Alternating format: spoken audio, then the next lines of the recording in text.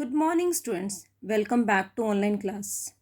Today, we are going to discuss numerical related to national income method value added.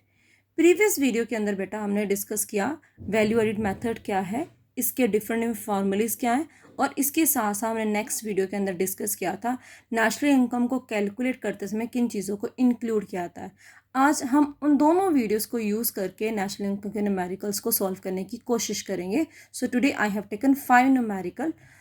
ये सारे के सारे numerical different formulas के ऊपर डिपेंड है। तो मैंने हर सम के अंदर use of formula, use of aggregates और उस सम को अप्लाई करने की कोशिश किया है। तो let us see the numerical number 1।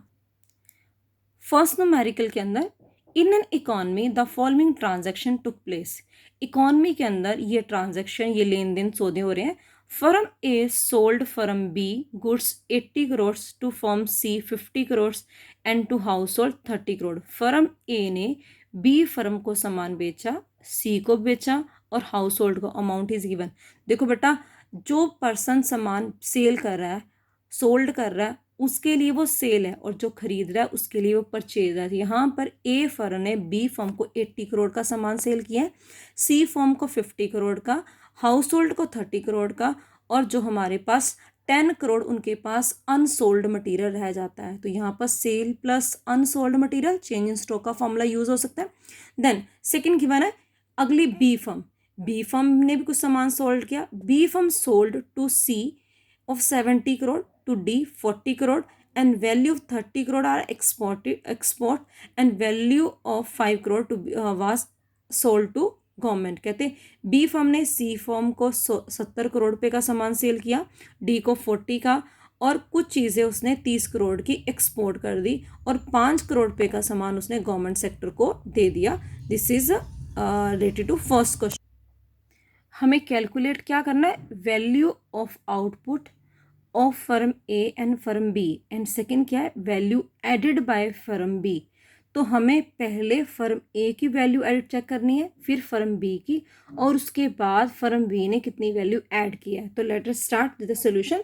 यहाँ मैंने सम को सॉल्व किया है। सम को सॉल्व करने के लिए मैंने यूज़ किया है value of output of firm A is equal to total sale plus value of unsold material. Formula कौन सा हो गया, वैल्यू ऑफ आउटपुट का फॉर्मूला क्या हो गया, value of output is equal to sale plus change in stock. तो मैंने उसी फॉर्मूले को यूज़ किया।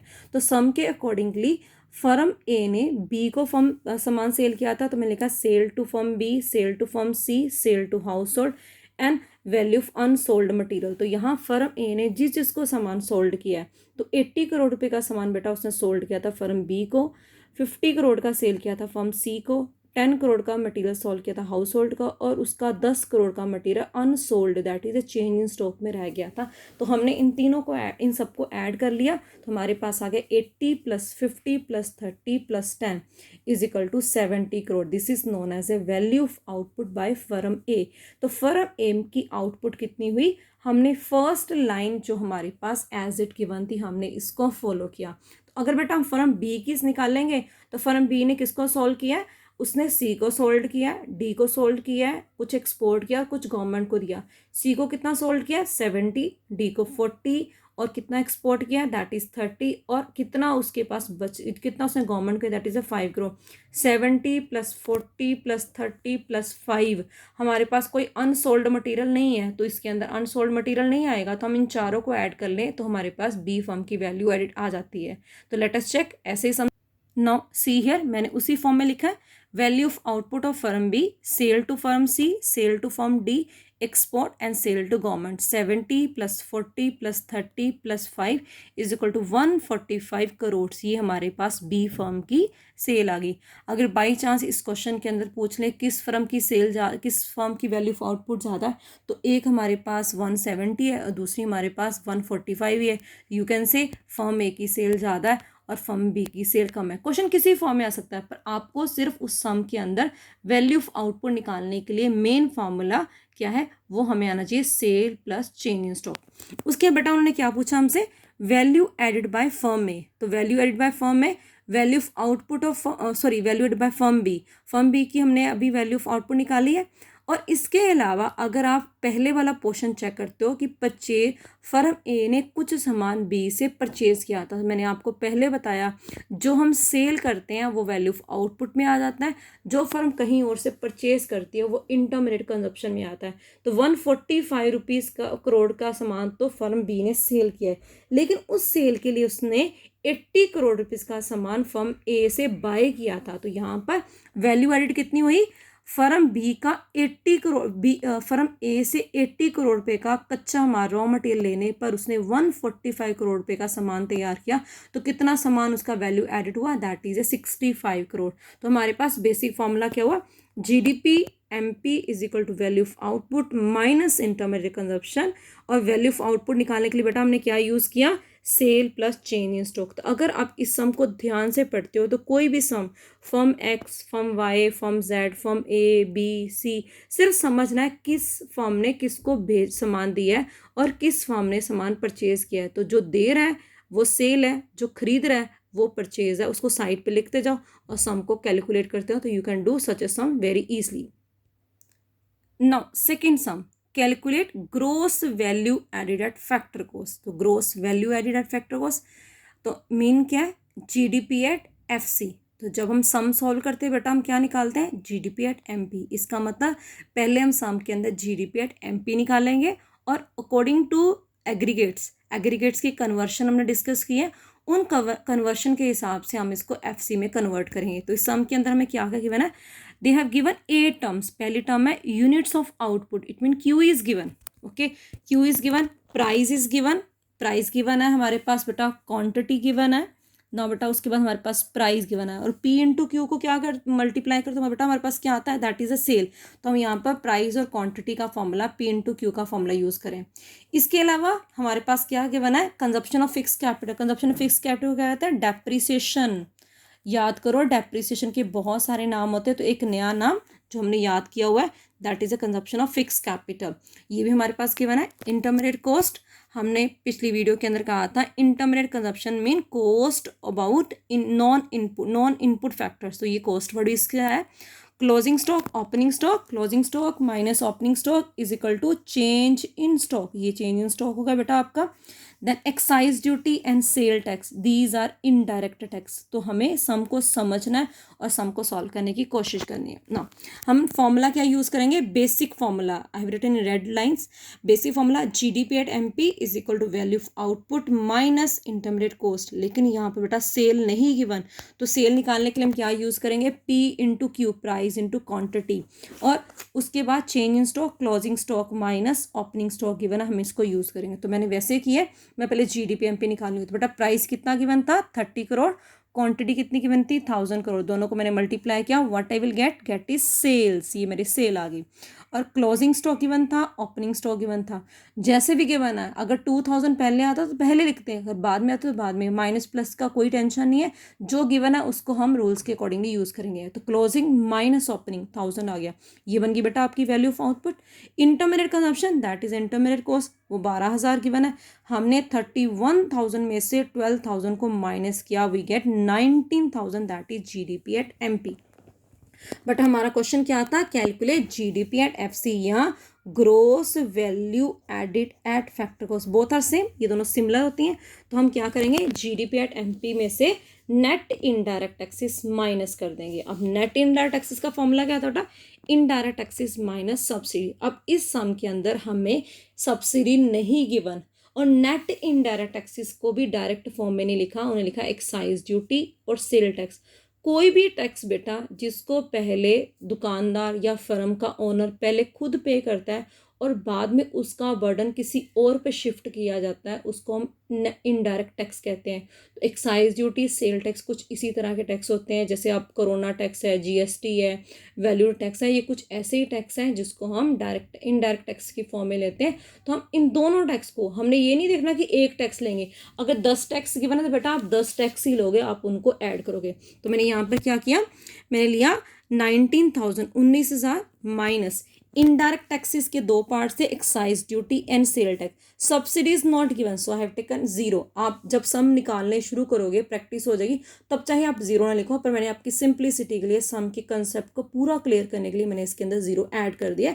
तो हमारे पास सम आ गया that is 19,000 minus 6,000, that is a 13,000, 13,000 हमारा आंसर आया according to this one formula. तो हमने एक नया फॉर्मूला जिसके अंदर प्राइस और क्वांटिटी गिवन है।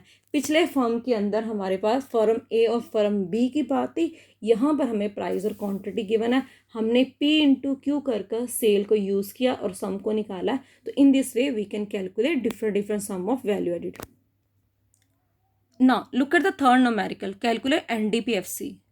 तो यू फील मैम हमें बार बार कंफ्यूज कर रहे हैं, कभी GDP एट MP से GDPFC निकालने के लिए कह रहे हैं, कभी वैल्यू एडिड और कभी NDPFC। तो बेटा जैसे सम करते हैं तो अगला सम थोड़ा डिफिकल्ट होना चाहिए, तो मैंने अगले सम के अंदर आपसे क्वेश्चन पुट किया है कैलकुलेट NDPFC। और इस सम के अंदर आपको तीन चीज़ें गिवन है। ओके, सेल के आगे मैंने लिखा है primary sector, secondary sector and tertiary sector. Primary sector का अमाउंट गिवन है 1,000 करोड़, सेकेंडरी का 15 एंड टर्शियरी का 700। नेट इनडायरेक्ट टैक्सेस पहले 50 गिवन है, देन 30, देन आगे नहीं given. Closing stock 50, 40 and 20। Intermediate consumption 300, 750 और 250। डेप्रीसिएशन दैट इज 10, 80 और 60। तो थोड़ा सा अपने फॉर्मूले वाली वीडियो को रिकॉल करो। तो मैंने आपको सम मेथड कराया था, GDP at MP is equal to value of output of all the sectors minus value of purchase of inputs by all the sectors। हम उसी फॉर्मूले का यूज़ करेंगे। तो basic formula, value of output of all the sector minus value of intermediate consumption by all the sectors. तो बेटा value of output चाहे 1 given हो चाहे 10 गिवन हो, निकालने का मेथड तो वही रहेगा, sale plus change in stock. तो हम यहाँ पर क्या करेंगे, sale of primary sector, PS mean primary sector, sale of secondary sector, sale of tertiary sector, तीनों के सेल को ऐड कर देंगे तो हमारे पास कॉमन सेल आ जाएगा। तीनों का क्लोजिंग स्टॉक और ओपनिंग स्टॉक ऐड कर देंगे तो हमारे पास उन दोनों का चेंज स्टॉक आ जाएगा। तो हमारे पास सेल बेटा कितनी की बनती, that is 1,000, 1,500, 700। Closing stock minus opening stock, आपको यहाँ पर बेटा क्लोजिंग स्टॉक नहीं गिवन तो I have taken zero. Smart नहीं बनना कि आपने इसको जीरो नहीं लेना, आपने यहाँ पर जीरो लिया, देन माइनस, फिर ब्रैकेट में 50, 40 और 20। जब आप ओपन करोगे ये माइनस का हो जाएगा, अदरवाइज आप इसको पॉजिटिव फॉर्म में लोगे। ओके, ये हमारे पास इतना क्वेश्चन 3200 माइनस 110, ये आपके पास वैल्यू ऑफ आउटपुट आ गई। अब सम को कंप्लीट करते हैं। हमने क्या लिखा, sale plus closing plus change in stock minus value of intermediate consumption. तो आ गया sale of primary sector, sale of secondary sector, sale of tertiary sector plus closing stock minus opening stock of all sectors minus, बड़ी bracket मैंने use की है, value of intermediate consumption PS, SS and ST। PS mean primary sector, SS mean secondary sector and TS mean tertiary sector. तो सम के अंदर मैं value fill करी हूँ 1,000, 1,500, 700 bracket close plus zero minus zero for closing stock 50 plus 40 plus 20 और minus आपको intermediate consumption भी given थी, दैट इज 300, 750 एंड 250। तो जब बेटा हमने इसको प्लस माइनस किया we get 790 as answer, 790 97 as answer. ये क्या आ गया बेटा, GDP एट MP। अगर आप GDP एट MP तब भी सम निकालते हो, अगर आपको एग्रीगेट निकालने में कोई प्रॉब्लम आ जाती है, सम में प्लस माइनस में गलती होती है, तब भी आपको बेटा मार्क्स मिलेंगे। सो सम जैसा भी उसका बेसिक फॉर्मूला ज़रूर अप्लाई करो, बट जैसे जैसे आप सम सॉल्व करना शुरू करोगे तो आपको अगले पोर्शन भी क्लियर होते जाएंगे ना। NDPFC निकालने के लिए बेटा GDP एट MP की बना है, नेट निकालना है, ग्रोस की बना है तो माइनस डेप्रिसिएशन, देन बेटा D और P सेम, FC और MP गिवन है, FC निकालना माइनस नेट इनडायरेक्ट टैक्सेस। तो हमारे पास सब गिवन था। 790 में से मैंने डेप्रिसिएशन तीनों सेक्टर्स की 10 प्लस 80 प्लस 60 को किया। नेट इनडायरेक्ट टैक्सेस के अंदर हमारे पास गिवन थे 50 और 30 और तीसरा का नेट इनडायरेक्ट टैक्स नहीं गिवन, तो मैंने इसको जीरो लिख लिया। तो जब मैंने इसको सॉल्व किया 790 ये आ गया 10 plus 80 plus 50 that is 150। Okay, और यहाँ पर आ गया 80, माइनस का 150 और माइनस का 180। जब मैंने इसको सॉल्व किया तो माइनस 230 और सब्ट्रैक्ट करने के बाद जो हमारे पास वैल्यू है that is A 1560, 1560। 1560 is our answer according to primary, secondary and tertiary sector. It is about the numerical number 3. Now numerical number 4 with little confusion, थोड़ी सी सम के अंदर confusion देखते हैं। इसके अंदर हमें निकालना है net value added at market price, it mean NDP at MP. लेकिन सम के अंदर गिवन है fixed capital good with life span of 5 year. इसका मतलब जो आपकी मशीन है, जो कैपिटल गुड्स है, वो 5 साल तक चलेंगी और एक मशीन की जो कीमत है 15 करोड़ है। Raw material is given that is 6, sale is given that is 25, net change in stock मैंने इसको ब्लू कलर में सर्कल किया -2 भी हो सकता है, स्टॉक खत्म भी हो सकता है बेटा। Taxes on production that is 1 crore. Okay, तो चाहे 1 गिवन है चाहे 0.5 गिवन है, आपने हर अमाउंट को लेना है। तो हमारे पास सबसे पहले हमने सम निकाला है net value added at market price. Okay, लेकिन हमारे सम के अंदर क्या आएगा, जीडीपी एट एमपी। मैंने स्टार्टिंग में सम को थोड़ा सिंपल करने की कोशिश की है। जी को एन निकालने के लिए बेटा वी नीड डेप्रिसिएशन। इस पूरे सम के अंदर डेप्रिसिएशन नहीं है, लेकिन डेप्रिसिएशन निकालने का एक फॉर्मूला आता है जो इसके अंदर क्लियर है। तो annual depreciation mean value of capital goods divided by life time, वो कितने समय चलेगी। तो कितनी थी बेटा उसकी वैल्यू, 15 करोड़। ओके, कितने साल चलेगी, 5 ईयर। तो मैंने उसी फॉर्मूले को यूज़ किया, 15 divide by 5 that is 3 crore. इसका मतलब अगर एक मशीन 5 साल तक चलती है और उस मशीन को खरीदने के लिए मैंने 15 करोड़ पे खर्च किए हैं, तो हर साल मुझे कितने पैसे खर्च करने पड़े, 3 करोड़। तो ये हमने फॉर्मूला एक साइड में बना लिया, it is new formula for you. Then apply same formula, GDP at MP is equal to sale plus net change in stock. Net change in stock that is a change in stock. Net का मतलब plus minus, कुछ plus और कुछ minus. तो change in stock के अंदर closing stock minus opening stock ही करते हैं, माइनस इंटरमीडिएट कंजप्शन। तो हमने जैसा सम गिवन है उसके हिसाब से सम को सॉल्व करना है। सेल गिवन थी 25, change in stock plus bracket के अंदर -2, और हमारे पास इंटरमीडिएट कॉस्ट पता कितनी थी, that is raw material 6 crore. तो हमने माइनस कर दिया तो हमारे पास आ गया 17 करोड़ जीडीपी एट एमपी। आगे सम सिंपल है, यूज ऑफ एग्रीगेट्स हमने निकालना है, NDP at MP, GDP at MP आ रहा है। हम सम को पहले ही आसान कर चुके हैं। हम जीडीपी एट एमपी में से डेप्रिसिएशन माइनस कर देंगे तो we will get the 14 crore as a answer. इस तरह से हम डेप्रिसिएशन निकालने के लिए इस फॉर्मूले को भी यूज़ कर सकते हैं। और बहुत बार ये सम पेपर में आते हैं कि डेप्रिसिएशन इज़ नॉट गिवन, लेकिन टाइम पीरियड, मशीन कितने साल चलेगी वो गिवन होता है। तो जितने की मशीन है जितने साल वो चलेगी, दोनों को आपस में डिवाइड करो तो आपकी एनुअल डेप्रिसिएशन आती है, जिसको आप कहीं भी सम के अंदर यूज़ कर सकते हो। Now last numerical. अब इस सम के अंदर तो हमारा क्वेश्चन है कैलकुलेट सेल। अभी तक हम जीडीपी एट एमपी निकाले थे, अब हम सेल निकालेंगे।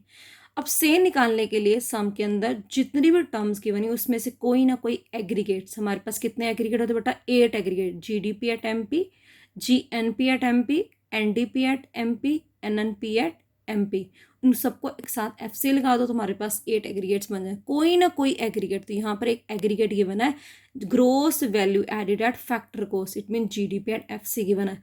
अगर एग्रीगेट्स गिवन है तो हम सम को बड़ी आसानी से सॉल्व करते हैं। आगे हमारे पास इंटरमीडिएट कंजप्शन गिवन है, इनडायरेक्ट टैक्सेस गिवन है, डेप्रिसिएशन गिवन है, चेंज इन स्टॉक, ये तो बड़ी फैमिलियर टर्म्स है जिसको आप सॉल्व करो। तो हमने सम को सिंपली जैसे हमें सम आता था हमने उसको सॉल्व करना शुरू किया। हमने क्या किया, हम जैसे केमिस्ट्री के अंदर केमिकल इक्वेशंस करते हैं, इक्वेशन को बैलेंस करते हैं। अब हमारे पास फॉर्मूला का balancing the numericals. GDP at MP का फॉर्मूला क्या था बेटा, value of output minus intermediate consumption. तो हमने क्या करना है, हमने निकालना है net domestic product at factor cost. Okay, हमने ये निकालना है। हम पहले जीडीपी एट एमपी का formula, sale plus close change in stock minus intermediate consumption. Okay, और बाकी ये जो चीज़ें मैंने लिखी हैं ये मैंने लिखी हैं नेट निकालने के लिए ग्रोस में से। अगर हमने नेट निकालना, वी नीड नेट, ग्रोस निकलेगा तो हम माइनस डेप्रिसिएशन करेंगे। हमने एफसी निकालना है और हमें एमपी, इतने पोर्शन से हमारा एमपी निकला तो हम माइनस करेंगे net indirect taxes. Okay, formula लगा दिया, जो गिवन है सब फिल कर दो। हमारे पास एग्रीगेट गिवन था, net value, net domestic product at factor cost 300। Sale हमारा क्वेश्चन है, ये हमारा क्वेश्चन है, इसको हमने एज इट लिख लिया, क्वेश्चन मार्क की फॉर्म में लिख लिया। तो इसको हम सॉल्व करते हैं। 50 माइनस 200 जो गिवन था हमने उसको उसी फॉर्म में लिखा, और एंड में हमारे सम के अंदर आ गया -50 -200 -30 -20। सबको बड़े आराम से ओपन करोगे, प्लस माइनस के साइन आपके मैथमेटिकल हैं, आपने बड़े ध्यान से प्लस माइनस के साइंस को यूज़ करना है। कई बार प्लस माइनस के साइन से भी सम गलत हो जाता है, तो आप इस सम को यूज़ करो। आपके पास आ गया -300, प्लस माइनस माइनस, तो आपके पास -300 आ गया। ये -300 जब इस साइड जाएगा तो ये प्लस का हो जाएगा, तो हमारे पास टोटल सेल कितनी आ गई, this is 600। In this way we can do different different numericals of value added method. बस इनको आसानी से समझो और बहुत सारे न्यूमेरिकल आपके बुक्स में गिवन है, आप उनको सॉल्व करो। तो मैंने यहाँ 5 फॉर्मूले, जितने नियर अबाउट यही फॉर्मूले यूज़ होते हैं। कहीं पर हमें एनुअल डेप्रिसिएशन निकालने का फॉर्मूला आ जाता है, कई बार पी इंटू क्यू वाला, समटाइम प्राइमरी सेकेंडरी टर्शरी का फॉर्मूला आता है, और कई बार हमें मेन टर्म्स को निकालने के लिए कहते हैं, कई बार हमें इंटरमीडिएट कोर्स निकालो कहते हैं, कई बार चेंज स्टॉक को, कई बार सेल को। तो हमने ये सारे फॉर्मूले बेटा डिस्कस किए। आप इन फॉर्मूलों को अप्लाई करो और इसको आप आगे सॉल्व करने की कोशिश करो। ओके, तो अगली वीडियो के अंदर हम आपको इसके कुछ सॉल्व सम सेंड करेंगे। देन बेटा we will send one assignment so can you can do easily.